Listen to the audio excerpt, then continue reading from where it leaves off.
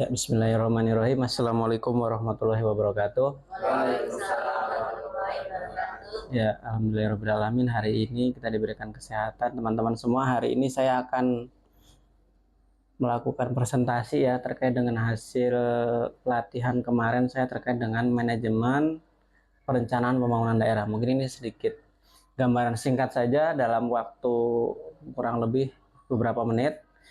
Kemarin kita pelatihan sekitar 5 hari, tapi ini akan saya coba ramu menjadi lebih sederhana supaya gampang dipahami ya. Ya, ini terkait dengan manajemen perencanaan pembangunan daerah. Nah, ini kerangka pikirnya. Sebenarnya terkait dengan visi abadi Indonesia. Kalau visi abadi Indonesia itu kan sama seperti yang di Undang-Undang Dasar ya. Berlandaskan Pancasila, visi abadinya adalah merdeka, bersatu, berdaulat, demokratis. Bangsa ini punya tujuan supaya warganya itu merdeka, bersatu, berdaulat, adil, dan makmur. Itu sudah sangat ideal. Nah, tapi kita juga punya visi Indonesia Emas nih, 2025-2045. Kenapa? Karena yang pertama terkait dengan jangka panjang. Kita jangka panjang kan 20 tahun ya. Kita punya target dari sekarang sampai 20 tahun ke depan ada visi Indonesia Emas. Biar teman-teman tahu, mungkin sering didengar di media ya. Nah, ini akan saya coba jelaskan. Terus ada 5 sasaran visi. Dari visi Indonesia ada 5 sasaran visi. Kemudian ada 8 misi pembangunan, ada 17 arah pembangunan, sama 45 indikator utama. Ini jadi sebenarnya filosofinya seperti ulang tahun Republik Indonesia ya, 17/8/45. Sebenarnya banyak sekali turunan-turunannya. Nah, misi abadi bernegara adalah seperti yang disampaikan dalam undang-undang.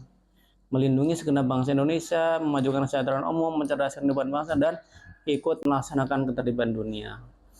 Nah, ada faktor-faktornya ya, faktor eksternal, geopolitik, ekonomi, sama faktor internal terkait dengan modal dasar kita. Kita punya penduduk yang banyak, modal manusianya juga banyak, kemudian modal sosial budaya kita kaya akan kebudayaan, kekayaan alam, dan keturunan kita punya negara kepulauan yang bisa kita jadikan dasar atau modal gitu ya. Nah, ini terkait dengan yang biasa sudah kita lakukan. Jadi teman-teman biar tahu saja. Jadi selama ini kan kita fokus di Renja saja ya, teman-teman Pak Syarif atau teman-teman dari perencanaan. Tapi sebenarnya kita juga merujuk pada nasional. Ada dalam hal ini hubungan ya. Kenapa sih dari Renja ini? Renja ini ada patokannya loh. Kalau untuk level jangka pendeknya ada namanya RKPD. Nah, RKPD ini dikeluarkan oleh pemerintah daerah. Nah, RKPD ini juga berpedoman pada RKP. RKP yang mengeluarkan dalam pemerintah pusat, rencana kerja pemerintah ya. Jadi, nah kemudian ada juga yang 5 tahunan. Nah, 5 tahunan kita membuat namanya rencana jangka menengah, rencana pembangunan jangka menengah. Dari mulai pusat namanya RPJMN nasional, kemudian ada 5 tahun yang di daerah, ada provinsi ini ya namanya RPJMD atau RPD, ada juga di Renstra. Nah, Renstra ini kalau kita di mana Pak Syarif? Kita di kota karena kan SKPD ya. Nah ini kita selama 5 tahun kita punya rencana, kita juga punya jangka panjang. Nah, kalau jangka panjang itu hanya ada rencana jangka panjang nasional, ada juga rencana jangka panjang daerah, rencana pembangunan ya. Ini juga kita punya targetan nih, dari pembangunan ini oleh pemerintah sudah direncanakan dalam 20 tahun ke depan kita bakal seperti apa gitu. Jadi yang kita laksanakan sekarang ini sebenarnya adalah salah satu tahapan yang akan kita sampai di 2045. Secara filosofis juga itu adalah 100 tahun Republik Indonesia ya. Nah ini ada hubungan antar dokumen. Nanti penjabaran ya, kenapa dari visi. Kalau dari pusat kan makro sekali ya, makro lama. Kemudian akan diturunkan ke visinya ada. Kemudian ada sasaran misi juga dari RPJMN juga ada, RPJMN menengah juga ada, sampai menengah daerah sampai ranger juga ada. Jadi kenapa nih? Oke. Nah, ini itu salah satu contoh saja urutan-urutannya ya supaya kita teman-teman tahu. Nah, ini sinkronisasinya pokoknya kalau dari mulai kita renja di sini paling bawah nih. Kita tuh mengacu kalau misalnya kan kita terimanya kadang-kadang sudah ada itu ya sub kegiatan. Kita tinggal sub kegiatan saja. Kalau program kegiatan biasa sudah dari atas.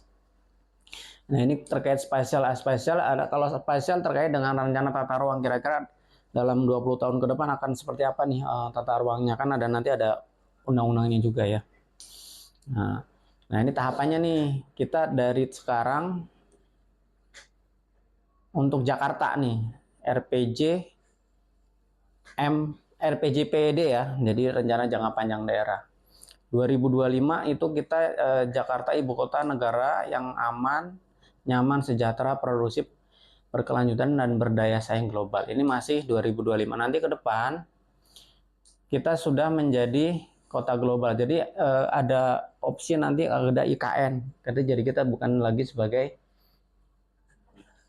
daerah khusus ibu kota ya. Jadi kita nanti walaupun memang sekarang kan sudah diundang-undangkan, undang-undang ibu kota sudah diundangkan, tapi masih menunggu Perpres. Jadi kita masih tetap memakai DKI sekarang. Nanti kalau Perpresnya sudah ada, baru undang-undang tentang ibu kota negara IKN berlaku. Nah, tahap pertama ini perbaikan fundamental, kedua transportasi ekosistem global, ini agak makro ya bahasanya ya. Tapi intinya dalam yang tahap keempat ini tiap 5 tahun nih, menengah ya.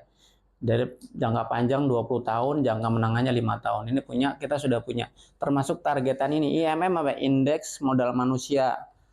Jadi modal manusia itu kualitas manusia. Termasuk IPM juga indeks pembangunan manusia, sama GRK itu gas rumah kaca. Jadi selain manusia kita juga fokus untuk PDRB ini produk domestik regional bruto, jadi pendapatan per kapita. Jadi punya target dalam 20 tahun ke depan,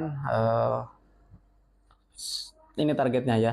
Ada peningkatan, kalau pendapatan per kapita meningkat, termasuk indeks manusia meningkat, indeks pembangunan manusia juga meningkat, kalau gas rumah kaca juga tuh ya, intensitasnya ya 68 ya, indeks gas rumah kaca.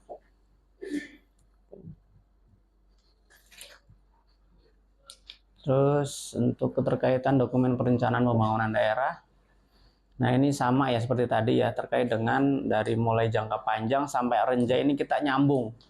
Jadi pokoknya ada korelasi antara dokumen jangka panjang dengan dokumen rencana yang kita sekarang di renja gitu. Termasuk ini nah ada pendekatan-pendekatannya dari mulai persiapan, ada ranwal, rancangan, musrenbang, ranhir, penetapan. Kita biasanya ada input berkali-kali nih terkait renja nih. Karena mengikuti juga dengan sistem seperti ini.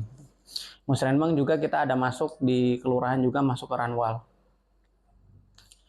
Nah, selanjutnya arsitektur ini juga sama ya, dari mulai RPJPD masih ada korelasi pokoknya. RPJPD melalui RPJMD dijabarkan dalam Renstra, diterjemahkan dalam RKBD. RPJMD menjadi dasar pencapaian kinerja daerah.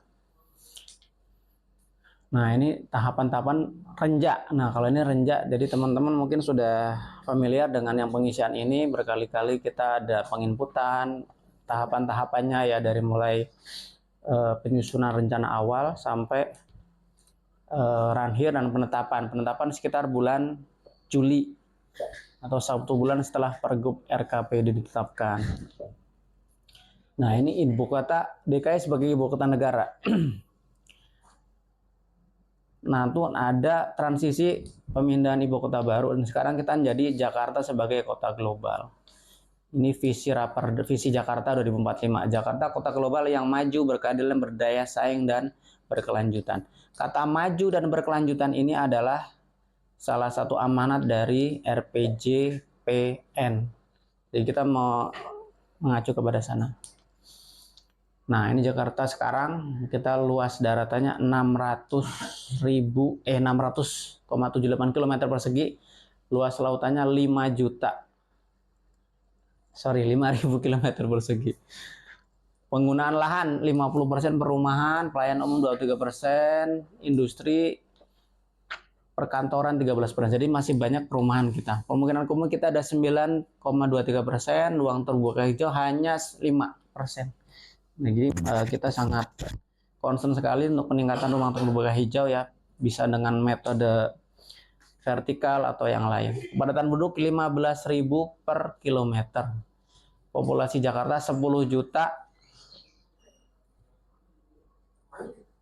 Kemudian populasi Jabodetabek 30 juta. Ya. Nah, ini sistem jaringan transportasi massal. Teman-teman kalau lihat masih pakai kendaraan pribadi udah 81%. Sisanya angkutan umum massal, KRL atau busway, sisanya online. Alhamdulillah ini bisa membagi ya. Jadi teman-teman mungkin yang selama ini menggunakan kendaraan pribadi sekarang sudah mulai ke online. Nah, jalur transportasi massal existing ada MRT, LRT, KRL, kemudian sarana umum lainnya ada fasilitas kesehatan, peribadatan dan lain-lain. Nah, ini tentang overview Jakarta. Nah, ini masalah kita nih, air bersih, sampah, rawan bencana banjir, kemiskinan. Kemiskinan yang paling banyak itu di Kepulauan Seribu, 13%. IPM yang paling rendah di Pulau Seribu. Kualitas udara kita masih 188, tidak sehat, 3 besar kota dengan kualitas udara terburuk di dunia. Jadi teman-teman harus waspada ya. IPAL baru ada 1. Teman-teman mungkin sering lihat yang kemacetan kemarin itu adalah IPAL untuk yang zona yang lain. Kalau di zona 1 sudah ada di Setiabudi. Ada tangki septic 83%, masih ada menggunakan jamban. Grey water ini campuran antara air cucian gitu ya. Pembuangan ke air permukaan 9%. Air bersih kita ada 65%. Nah, ini dimensi kota global ya. Maksudnya dalam kita targetnya menjadi